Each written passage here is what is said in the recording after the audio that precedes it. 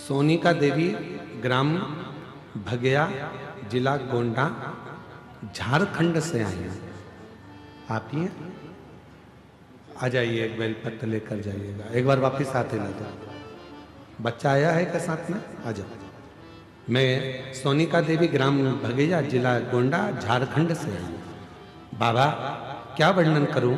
मेरा लड़का चल नहीं पाता था, ना बोल पाता था।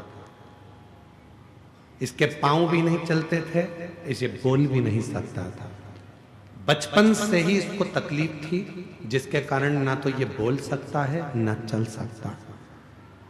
जब ये बड़ा हो गया, अभी हमको कुछ सालों पहले मालूम पड़ा कि कथा आप करते हैं, उसमें उपाय बताते हैं। हमने उपाय करना प्रारंभ करा और सीहोर पहुंच गए। सीहोर की मिट्टी में इस बच्चे को हमने वहां पर रखा। रुद्राक्ष उत्सव में से रुद्राक्ष लिया। शिव जी का वो रुद्राक्ष लेकर जल में गला देते और उस शंकर को चढ़ाकर इसका पानी इस बच्चे को पिला देते। बेलपत्र चढ़ी हुई बच्चे को खिला देते। सालों हो गए थे, ना ये चलता था ना ये बोलता था। आज बाबा की कृपा से मैं नमन करने के लिए आई हूं कि मेरा बेटा अब बोलने भी लगा और चलने भी लगा और समझने भी लगा। उसको मैं सांस लेकर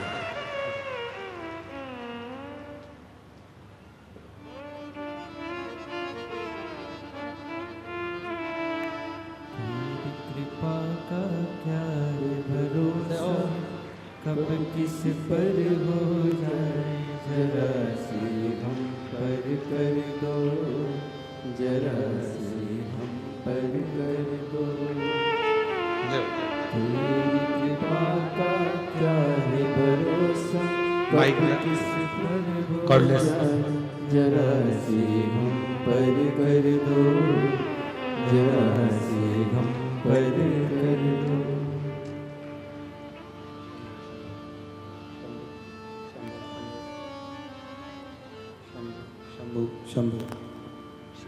चलिए शिवाय नमः। जोरदार ताली बजाओ। ना चलता था ना बोलता था, सब दूर घूम ली, पत्र में लिखा। आखिरी में हिम्मत हार कर शिव के दरवाजे गई और कुबरेश्वर बाबा के दरवाजे पर लेकर गई और शिव की कृपा से वहां का रुद्राक्ष लेकर आई। आज बाबा की कृपा से चलकर भी आया है और बोल भी रहा है। ये शिव की जिस पर भी हो गई तेरी कृपा करुणा, वो भव पार हुआ, भव पार हुआ। पापी हो चाहे दीदी कह रही हैं, जब ये चलता नहीं था, बोलता नहीं था, तो लोग बहुत आड़ा टेढ़ा कहते थे, ताने देते थे, अपशब्द कहते थे। पर बाबा ने मेरे बेटे को चला भी दिया और बुला भी दिया। ये शिव कृपा, शंकर कृपा। जिस पर भी हो गई तेरी कृपा करुणा, वो भव पार हुआ, भव पार हुआ। जब तक शिव कृपा न करे, दुनिया में कोई कुछ कर ही नहीं सकता। कुछ नहीं।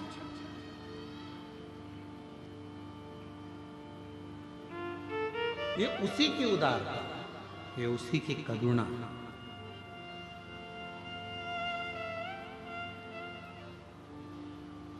आप उसको भजो, आप उसका स्मरण करो। कैसे नहीं देगा वो? क्या मानते हो भोलेनाथ जी को आप? बोलो बोलो जरा, सब गिदम वाले बोलो। पिता, बहुत बढ़िया। शिव को अपना बाप मानो, क्योंकि एक रिश्ता ऐसा होता है जिसमें देना नहीं पड़ता है, वो अपने को देता रहता है हमेशा। वो बाप और बेटी का रिश्ता, वो बेटे और बाप का रिश्ता। एक सिर पर बोझ रखकर यदि तुम चलोगे गुरुजी ये दुख है, ये दुख है, दुख है, तो आगे नहीं बढ़ पाओगे। जिस समय पर कुबरेश्वर बाबा की धरा पर सीहोर कुबरेश्वर धाम जिंदगी में जब भी पहुंचो, उस बाबा की धरा पर रहने का प्रयास करो।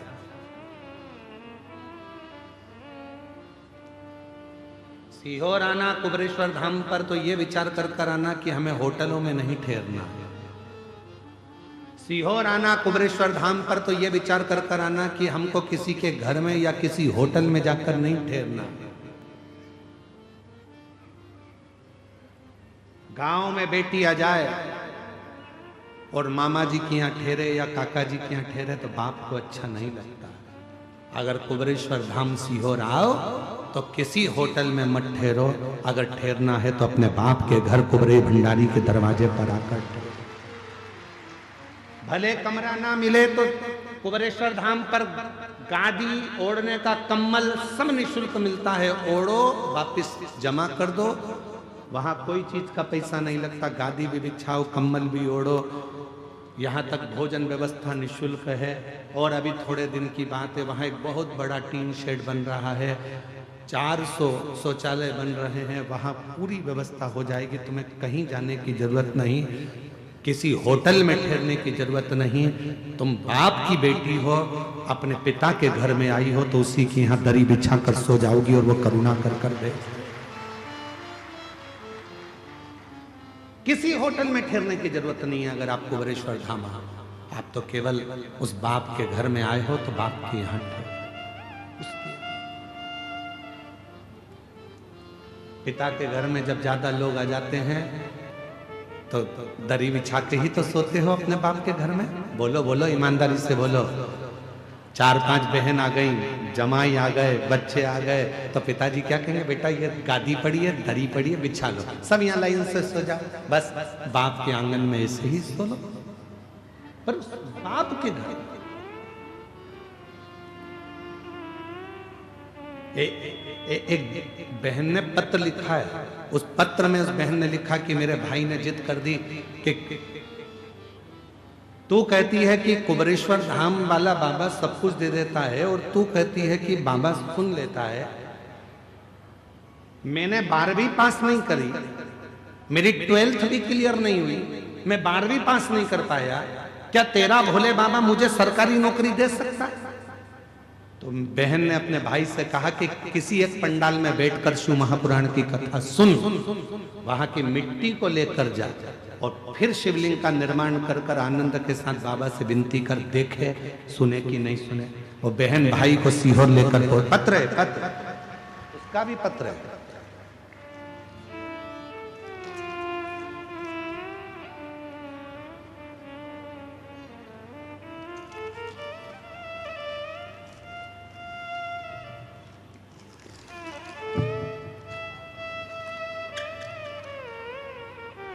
मेरा नाम नीतू चौहान है। मैं ग्राम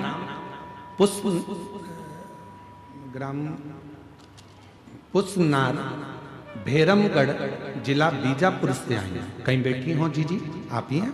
आ जाइए, एक बेलपत्र लेकर जाइए। मेरा नाम नीतू चौहान है। मैं ग्राम पुष्पनार भैरमगढ़ जिला बीजापुर से आई हूँ। आज मैं इस पत्र के माध्यम से बाबा के चमत्कार को बताना चाहती हूँ कि बाबा की कृपा से बड़े भैया श्री अरुण सिंह भदौरिया, जो कि 12वीं की परीक्षा किसी कारणवश नहीं दे पाए थे और उन्होंने शर्त रख दी थी, क्या भोले बाबा मेरी सरकारी नौकरी लगा सकते हैं? मैंने बड़े भाई से कहा था कि यदि कुबरेश्वर धाम गए हो, शिव जी की पूजन करी है और एक पंडाल में बैठकर अगर कथा सुनी है और तुमने मांगा, वो देगा जरूर। मेरे भाई ने शर्त लगा ली। 2023 में मेरे भाई ने उसी समय पर एक कथा यहीं छत्तीसगढ़ में श्रवण करी और बाबा की ऐसी कृपा हुई कि 2023 में कथा सुनकर आया और 1 साल पूरा हुआ और बाबा की कृपा से मेरे भाई की सरकारी नौकरी लग गई। आज वो जिला सुकमा के चीफ ब्यूरो के पद पर कार्यरत हैं। ये शिव की, ये शंकर की उदारता है, ये शंकर की करुणा है। आप कितनी मेहनत कर रहे हो, कितना परिश्रम कर रहे हो, और साथ में कितना विश्वास कर रहे हो, ये आपके ऊपर निर्भर करता है, आपके ऊपर निर्भर करता।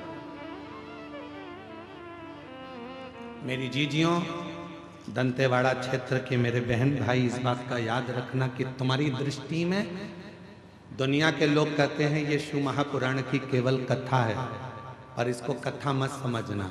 यहाँ बैठकर जब आप नेत्र बंद कर कर बाबा से कुछ मांगते हो, समझ लेना अपने बाप से बेटी बनकर, बेटा बनकर पुकारते हो, तो वो बाप अपना बच्चा समझकर तुम्हारी झोली में खुशियां जरूर डालता है, वो देता है।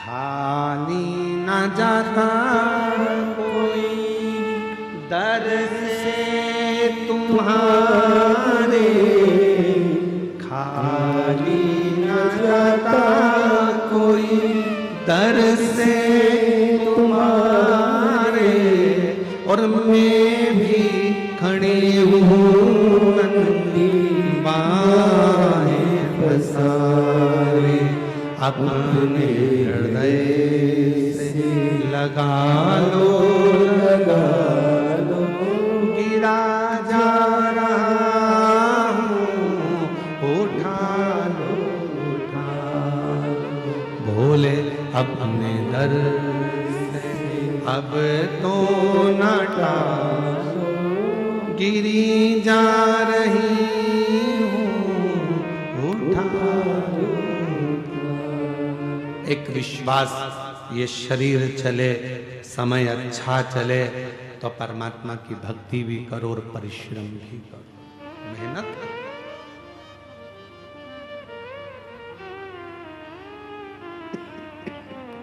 मेहनत करना।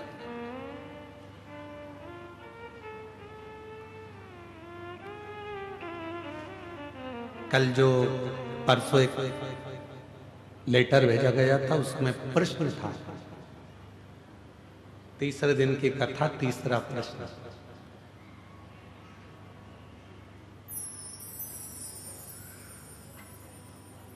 खुश कैसे रह सकते हैं, प्रश्न था। अब फिर लेटर को ढूंढना पड़ेगा, इसलिए हमने प्रश्न याद कर लिया।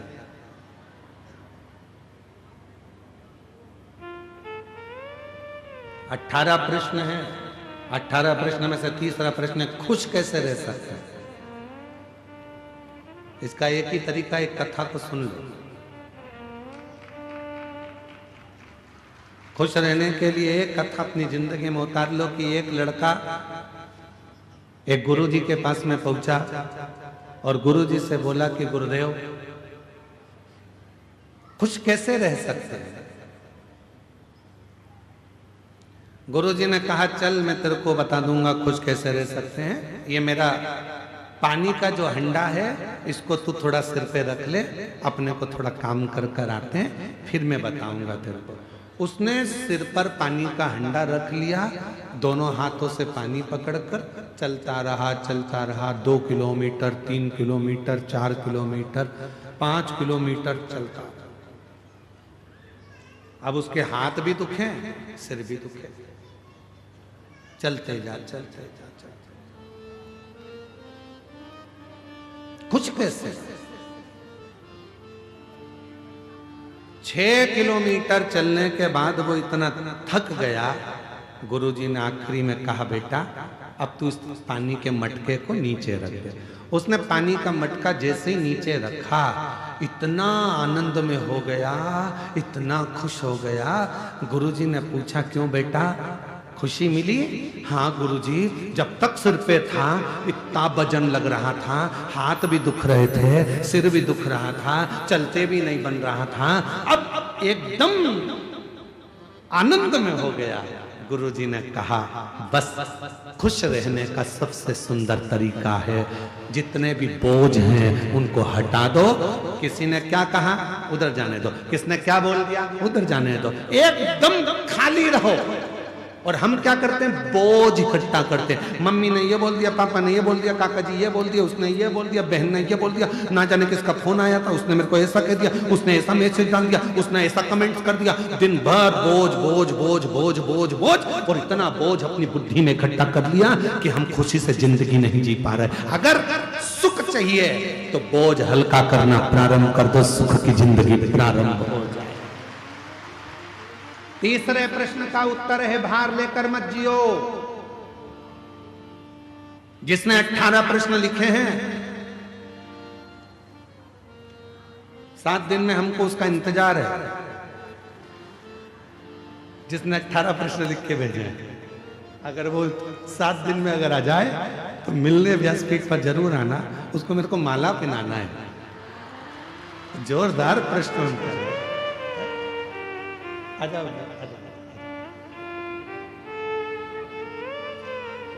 बेलपति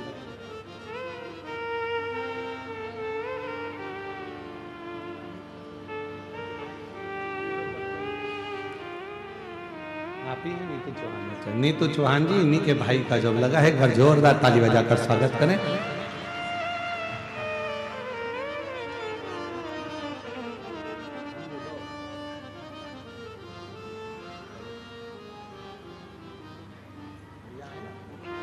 आप ही का लगा है, ये भाई हैं, इन्हीं का ही जॉब लगा है। एक बार जोरदार ताली बजाकर साधुवाद करिए। विश्वास नहीं था भोलेनाथ पर अब रोज मंदिर जाते हैं, रोज एक लोटा जल चढ़ाते हैं। इतना भरोसा बाबा पर कर लिया है। ये शिष्य कह रहे हैं, अब तो हम सीहोर भी नहीं छोड़ते हैं। बाबा की जब भी पुकार होती है, कावड़ यात्रा भरने के लिए बाबा के यहाँ पहुंच जाते हैं और बाबा कृपा करता है। ये उस पर भरोसा। खुश कैसे रहे, तीसरा प्रश्न था। बस खुश रहने का सबसे सुंदर तरीका है, अपने भार को हल्का करो। भार को। मोबाइल किस किस के पास है, दिखाना नहीं, रख लो, बस हाथ उठा लो। कौन सी कंपनी का है उससे भी मतलब नहीं है, बस हाथ उठाओ। किस किस के पास मोबाइल है, हाँ रख लो, हाथ रख लो, ठीक है।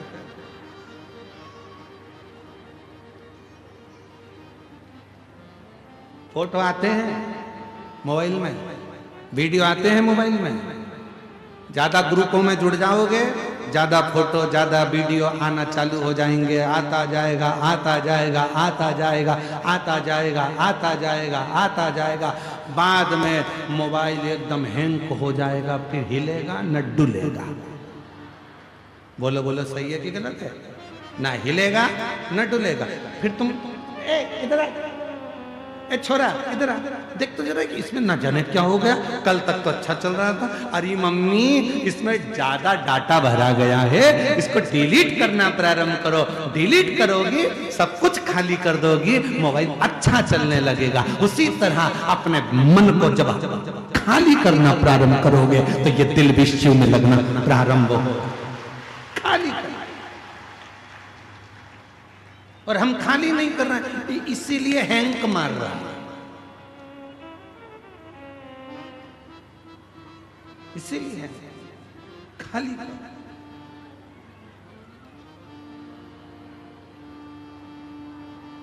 काम काम की चीज रखो जो तुम्हारे काम की है, बाकी का क्या रखा।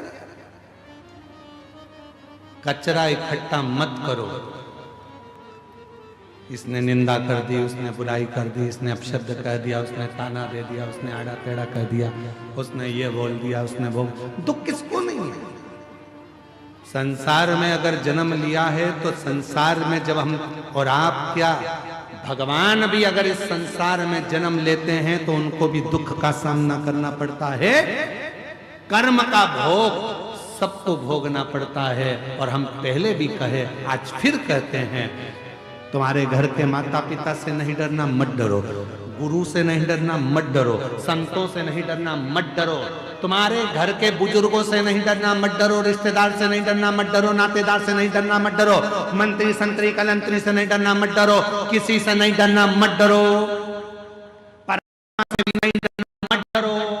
गुरुओं से नहीं डरना, मत डरो, धर्मशास्त्र से नहीं डरना, मत डरो, पर इतना याद रखना अपने कर्म से जरूर डरना, क्योंकि कर्म का भुगतान तो भगवान को भी भोगना पड़ता है। कर्म का भोग तो परमात्मा को भी भोगना पड़ता है, उनको भी।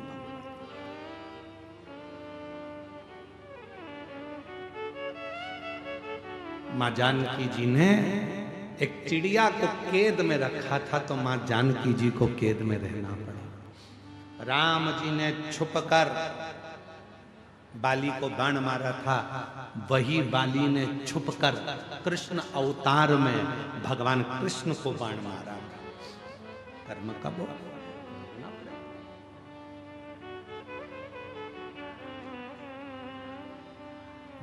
मत बुरे कर्म कर बंदे, वरना पछताएगा। भगवान की आंखों से तू बच नहीं पाएगा, तू बच नहीं पाएगा। अरे ओ अज्ञानी मत करना, तेरे कर्म का फल भी तू ही पाएगा। जैसा किया तूने तेरे आगे आएगा। मत बुरे कर्म कर बंदे, वरना पछताएगा।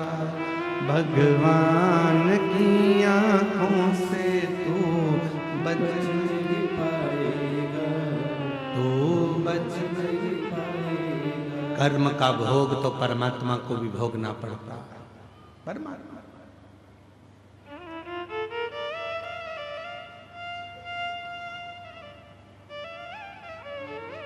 किसने नहीं भोगा? किसने?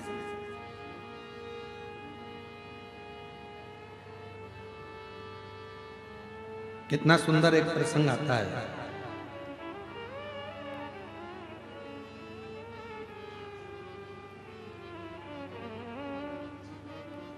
एक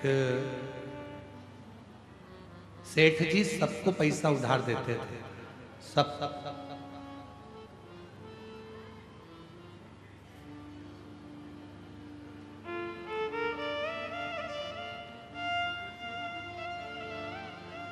सेठ जी सबको पैसा उधार देते थे, सबको।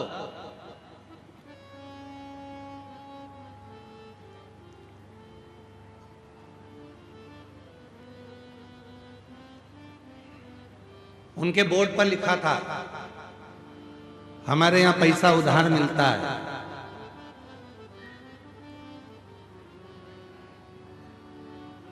जीते जी दे देना, नहीं तो मरने के बाद दे देना। बोर्ड पे लिखा था। और गिदम में भी कोई हो ऐसा तो जरूर बता देना। एक सेठ जी के दरवाजे पर लिखा था, हमारे यहां पैसा उधार मिलता है, जीते जी दे दो, नहीं तो मरने के बाद दे देना। 2-3 चोरों ने विचार करा कि यार सेठ जी के पास बहुत पैसा है, बहुत पैसा। एक काम करते हैं कि ये सबको उधार देता है, कौन उधार मांगे? एक काम करते हैं, आज इसकी तिजोरी का पूरा माल निपटा जाता है, सब चुरा लेते हैं। जब इतना पैसा है और सबको उधार देता है तो सब चुरा लेते हैं, सारा के साथ। ठीक।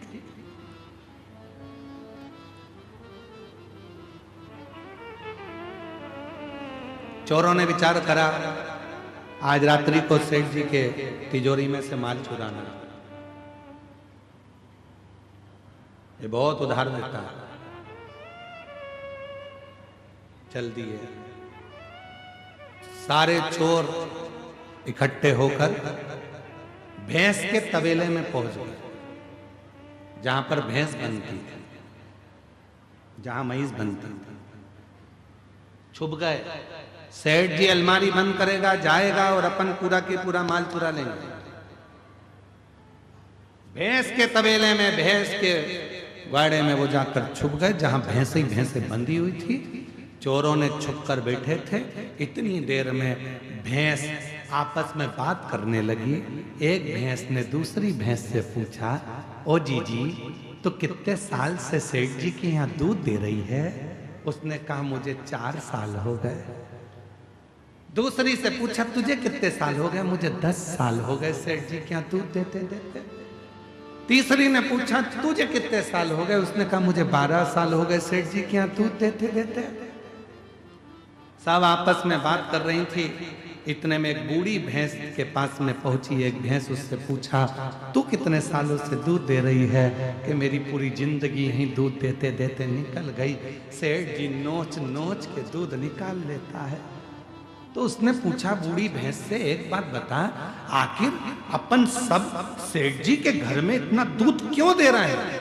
कि सेठ बहुत समझदार है, उसने दरवाजे पर लिख कर रखा है, उधार लिया है, जीते जी दे दो नहीं तो मरने के बाद देना।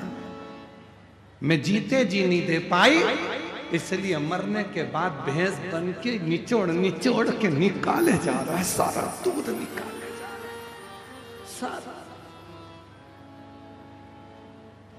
इसलिए मेरी जीजियों मेरे जी जाओ, सावधान इंडिया, सावधान हो जा। किसी का लिया है तो दे दो, नहीं तो मरने के बाद वो नोच नोच के निकालेगा। फिर अगला जन्म ना जाने कौन सा होगा और हमको चुकाना पड़ेगा। भगवान की कृपा है जो अच्छे कुल में जन्म लिया, भगवान की कृपा है अच्छे घर में जन्म लिया, भगवान की कृपा है अच्छी पत्नी, अच्छे बच्चे मिले, भगवान की कृपा है जो 2 रोटी खाने को मिली, भगवान की कृपा है जो पूरा शरीर अच्छा दिया, और भगवान की कृपा है जो कहीं अच्छे लोगों से मिला दिया, ये उसकी कृपा है। इसलिए प्रयास करो कि अच्छा कर्म कर कर जाना, बुरा कर्म कर कर उसके सामने पहुंचो तो मुख दिखा सकते, मुख दिखा सकते, कर्म। कितना सुंदर व्याख्यान। कश्यप बाबा का कथा आती है, कश्यप ऋषि की कथा आती है। कश्यप बाबा स्वयं एक यज्ञ की रचना करे, और उस यज्ञ की रचना करने में कश्यप बाबा को गौ माता की जरूरत पड़ी कि गाय लाओ, यज्ञशाला में बांधना है। कश्यप ऋषि गाय लेने के लिए वरुण देवता के पास चले गए। वरुण जी गाय चाहिए। वरुण जी ने कहा कश्यप बाबा गाय तो दे दूंगा, पर गाय के बछड़े भी हैं, इनको भी लेकर जाओ। कश्यप ऋषि ने कहा मुझे गौ माता से मतलब है, मुझे बछड़े से कोई मतलब नहीं, मुझे बछड़ा नहीं चाहिए।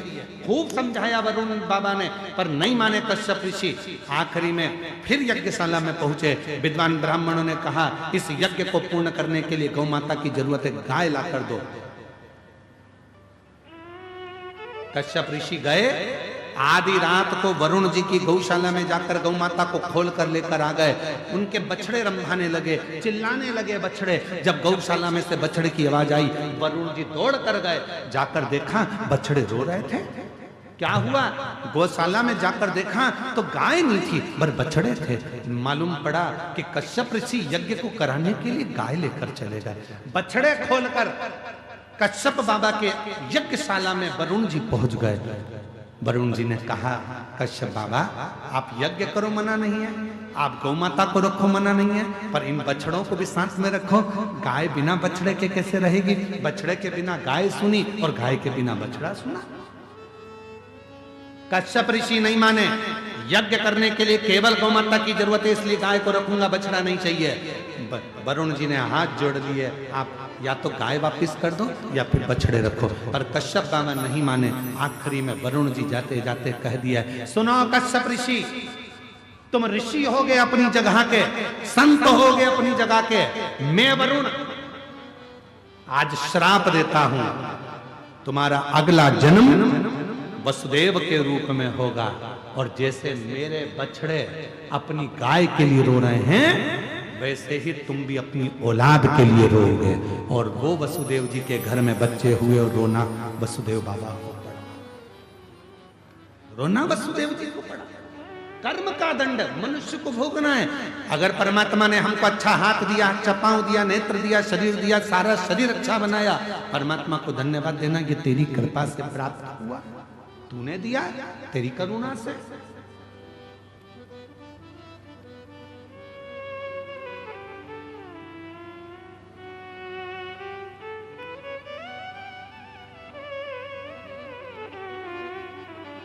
कुछ अच्छा समय चले, कुछ अच्छा समय।